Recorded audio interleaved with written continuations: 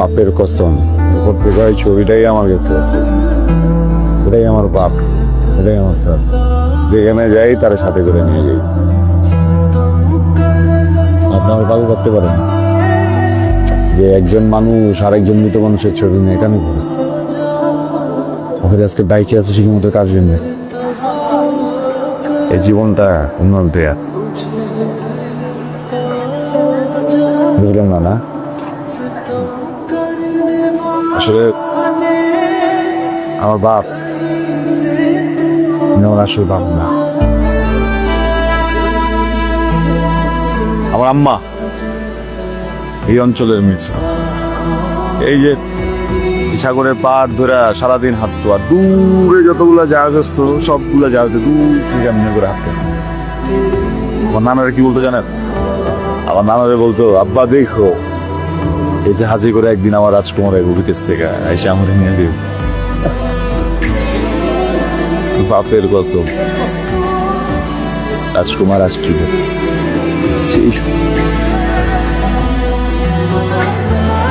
আমার আম্মার ভালোবাসায় ঋণ ছিল কম, চরম আছে করেছে। আমার রাজকুমার হঠাৎ করে নেওয়ার সুযোগ নিয়ে খারাপ একটা চলে গেল। খুব কষ্ট পেয়েছে, অনেক কষ্ট হয়েছে এখানে বিষয়। খুব ভাইয়া পড়ছিল আমার আম্মা, বুঝছেন? সময় লাগছে। এর মাঝে একটু বিপত্তি ঘটে, তার পেটে আমি চলে আসি। চিন্তা করেন এত বছর আগে ঘটনা। আমার আম্মা ভয় পায় নাই, আমার আম্মা কষ্ট পায় নাই, আমার আম্মা খুশি হয়েছিল যে এই অঞ্চলে আমার আম্মা ছাড়ার একটা মানুষও খুশি হয় নাই। কেন যেন আমি জন্মানোর আগেই সবার গলার কাটা হয়ে গেল। সবাই বললো এই বাচ্চা রাখা দেবে না, বাচ্চা ফালাই দাও, বাচ্চার বাপ নাই, কোনো পরিচয় না।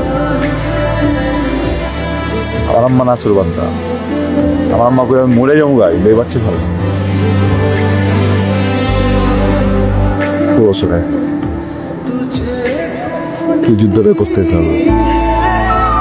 একদিনকে সবাই মিলা মশাল টশাল নিয়ে আসছে, আমার আম্মার বাড়ি জ্বালায় দিত। চিল্লা চিল্লা বলতেছি, ভাই বাচ্চারা নষ্ট করে ফেলা, আগুন জ্বালায় দিত, তোর মারে ফেলা। আমার আম্মা তখন কারিগরি শুনতেছিল, বুঝছে জ্বালা দেওয়া। আমার বাপের কসম এমন সময় প্রত্যেকে যেন হিরোর মতো আমার বাপ এসে করছে। সবাই সরে আইসা আমার আম্মার হাতটা ধরছে, কইছে এই মেয়ে তোমার বাচ্চার দায়িত্ব আমি, তোমার দায়িত্ব আমি, তোমার হাতটা ধরছি কোনোদিন ছাড়ুন না। বিয়ে করবো আমাদের? আমার মনে হয় করতে পারে না।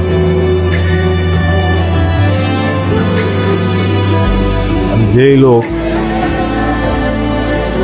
কোনো কারণ ছাড়াই আমার আম্মার আর আমার জীবনটা বাঁচায় রাখলো, কোনো স্বার্থ ছাড়াই সারা জীবন এতটা ভালোবাসলো, ওই লোকটা কেমনে এক্সপায়ার হইতে